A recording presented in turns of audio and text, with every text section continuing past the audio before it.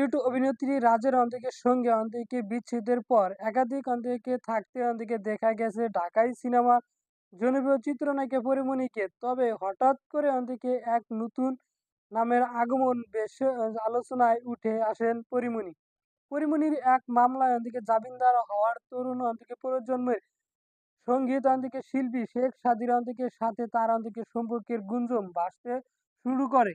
দুজনের Facebook post একাধিক অন্যের পোস্টে গিয়ে মন্তব্য করা তাদের দুজনের রসালো আরো বেশ কয়েক যদি দুজনের তাদের সম্পর্কের ব্যাপার স্পট জানিয়েছে যে তার শুধুই ভালো বন্ধু, তবু গুঞ্জন মনে এর সঙ্গে সম্প্রতি দেশের স্থানীয় এক সংবাদ মাধ্যমের সঙ্গে ফের সাদিকের প্রসঙ্গে কথা বলেন পরীমনি।